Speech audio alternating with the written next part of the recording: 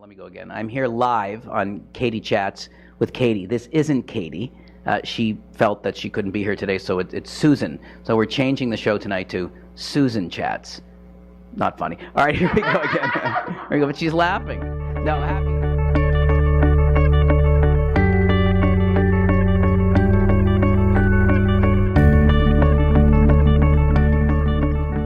Hi, I'm Katie Ullman reporting for Katie Chats here in downtown Toronto with director Barry Avrich of Quality Balls, the David Steinberg story.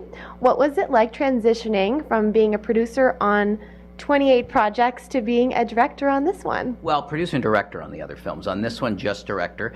It's tough because you're trying not to worry about all of the other things that you think about as a producer, as in budget and sourcing archival footage and clearing things and just worrying about the creative process. So that was its own interesting journey, as well as David is a director himself, and so you're working with a director, which was going to be interesting to sort of figure out, you know, our rhythm and our chemistry together. We knew each other, but he's going to have a vision for how a shot is lit and camera angles and things like that. So we had to find our rhythm, which we did.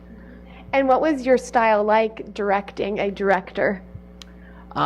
You know, it's got to be collaborative. There's no question, or it's not going to work. You have to sort of have a vision of, you know, that you're both buying into for the film. My idea for this film was that it wouldn't just be a standard documentary; that it had to be somewhat of a docu-concert, and that the only way I would do it is if we brought David back to doing stand-up comedy for the first time in 30 years, which was a big leap of faith for all of us, because he hasn't done it. It meant that he had to prepare material. We had to go to La Jolla, California, and workshop it and make sure he's comfortable with the material, because we shoot a lot of him on stage, and so that was a big deal for him. But we got it done. And when initially did you become a fan of David Steinberg, and how has his comedy influenced you? Well, I grew up in a house filled with comedy albums, so, you know, the Richard Pryors and the George Carlins and a ton of other obscure comedians. So I was well aware of his comedy. I saw the television shows. I saw his appearances on Johnny Carson. I was a Tonight Show fanatic when he hosted. So I was aware of him. And the irony was that about 7 years ago, I was shooting television commercials, and the production company had recommended David Steinberg to direct the TV spots. I said, well, he's not going to want to do that. And he's in LA. He's directing Seinfeld at the time. Hadn't started Curb yet. I said, he's not going to do that. And he did. So we shot in Palm Springs, had a great time together, great chemistry talking about comedy, old soul kind of stuff. And then when another group approached him to do his life, he had recommended me. So that was fun. It was fun. So and his comedy, I mean, you know, to answer the second part of that question, not be too boring about it, is his influence is such that his sense of rhythm and timing is spectacular. You know, everything he says is paced out to let the audience get enveloped within a story. He's a storyteller. What was it like being on set for Curb Your Enthusiasm? Well, being on set of Curb was incredible in that, I mean, this is, you know, it's a scripted show, it's tight, but there's a lot of improv going on. David had said to me, look, I want you to come out and get an opportunity to film me directing, because that's my life right now, but I don't want you to talk to anybody on set. And I went, well, you know, I could just send a cameraman out there and shoot it. I mean, what do I need to be there? Well, no, I want you to come out there and see it and experience it, but you can't talk to anybody. I don't want to bother anybody. And that's David. Don't bother anybody. I don't want to get them involved. And it's like, all right. So we went out to the set, and I'm sort of hanging around, and Larry David had come up, you know, star of Curb Your Enthusiasm, and said, you know, hello.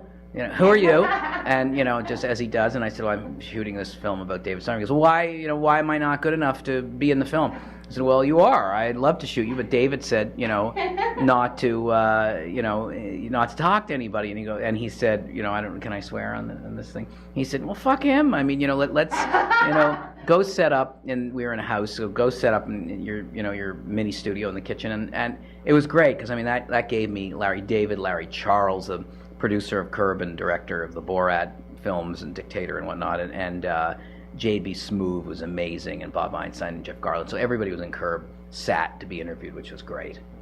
And along the lines of interviews, you had so many great voices in the film, Jerry Seinfeld, Jake Hogan, so much terrific talent. How did you go about getting all these interviews? Well, I mean, you know, David's part of that Mount Rushmore of comedian talent. So it wasn't complicated. It just came down to schedules. And so I generally, even on all my films, documentaries, I will build out my schedule on one person. So if somebody says they're available, then I'll build around those days. So it wasn't tough. It was just figuring out schedules. Everybody from Norm Macdonald to Jerry, as we talked about. So people made themselves available for David. And David seems so nice and funny in all of his interviews. Is he really that cool? No, David is not nice. He's an absolutely mean-spirited person. The purpose of making this film was to change his image and portray him as a nice guy. No, I'm just kidding. David's incredibly pleasant and fun, and has an encyclopedia knowledge of comedy. So you can mention anybody, which is why I loved him, and as well as the routines. And he'll remember. He'll remember a Carson appearance. He'll remember an Ed Sullivan appearance. He'll remember everybody's routines, and it's fun. It's a lot of fun. And in terms of spending so much time with him, what was the number one thing that you kind of learned from him as a director? Well, I think we learned from each other, which was great. I mean, the documentary process for him was completely new. He's used to being on set at times, like he'd watch B-roll, or not B-roll, but rushes on stuff that I shot, and he'd go, well, there's not enough noise in the background, and I want people walking by, and you can't edit from that. It's just too complicated and too busy. Otherwise, you'd have a different set than this fabulous curtain back here, which is like, I think I had a suit. Well, no, maybe I didn't. Velvet? It's like a Barbarian restaurant tablecloth, which is a steakhouse across the street from here.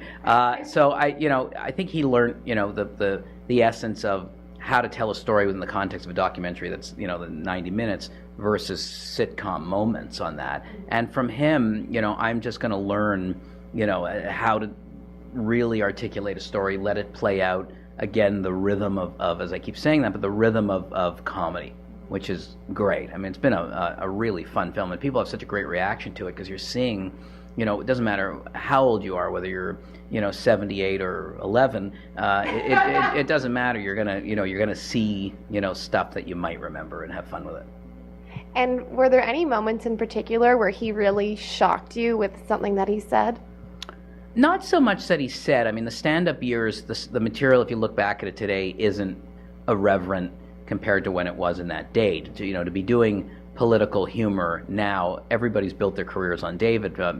John Colbert and Stewart, and everybody has sort of figured out how to do political humor today and be irreverent. You couldn't do it then. I mean, excuse me, there was no internet, and the word got out pretty quickly. He was watched by Nixon. He was on Nixon's blacklist.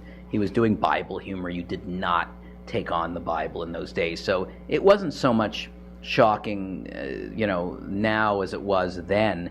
But sitting with him is amazing because he connects the dots and has these great stories. I mean, you can mention any comedian, living or dead, and he's somehow connected with them. Amazing. Yeah. You asked me, how we came up with the title Quality Balls, and no one knows. I mean, most people think it's because of David being irreverent or something, but it's not. And it's a very difficult title. We were showering while traveling, and I looked down, and I normally don't. I want to avert eye contact, or not eye contact, but I want to avert that kind of contact, and I looked down accidentally because the water had stopped, and David has quality balls, so that became the look at the title. That became the title for the film. Was Jerry there too? It's impossible to prove it, as I took no pictures of it. But no, Jerry Seinfeld was not there. Oh. I don't know anything about Jerry Seinfeld's balls. No, because he said it in the film. So word of mouth. He did. Well, it's word of mouth, I guess, for me now, telling it, so people know that. But that's the history of the name Quality Balls, and I think David should be proud of that. Most people can't say that because you'll have to demonstrate that, and who wants to do that? Okay, there we go. That's the girl from Trenton, Ontario, where we don't use the word balls. You have this curtain, which is another story. One might say you have quality balls for picking the shade of a... You don't like it? No. It's supposed to be like a red carpet color. What carpet have you ever been on that's this color red? Maybe this is for a movie premiere in Trenton, Ontario. Maybe that's it. Katie's from Trenton. Yeah. Small town roots. No, it's a small town color. No, it's lovely. It's a beautiful color. Oh, thank you. And do you expect to do more documentaries along the same vein in the future? Well, the same vein. I mean, documentaries are for me, a self-serving way to meet great people and explore, living or dead, interesting people. So, yeah, I mean, I don't know that I'll be doing another stand-up comic, but, I'm finishing a film right now on Bob Guccione, who Bob was the controlled this massive empire, of which Penthouse magazine was one of them. So it's a different thing. I mean, I went from doing a documentary where there's a laugh every 10 seconds to very, very difficult material, very complex man Guccione was, lost it all, billionaire and had 100 magazines and just blew it all, but an incredible story.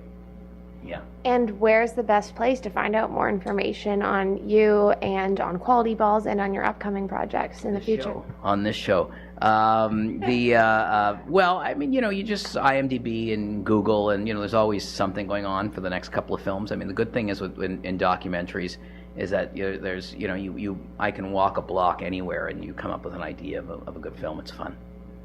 Well, thank you so much. Congratulations and best of luck with your upcoming projects. Thank you, Katie. Nice to be here. Thanks.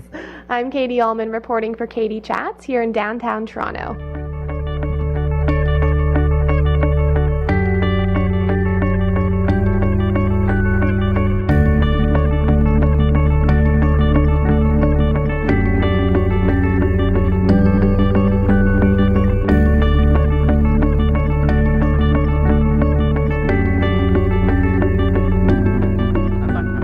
Started a little earlier, so I'm good. Okay, good. Whenever you're ready. And to camera? Yeah. I'm here on, let me go again. I'm here live on Katie Chats with Katie. This isn't Katie. She felt that she couldn't be here today, so it's Susan. So we're changing the show tonight to Susan Chats. Not funny. All right, here we go again. Here we go, but she's laughing. No, happy to be here on Katie Chats with Katie, talking about everything there is to talk about Hollywood.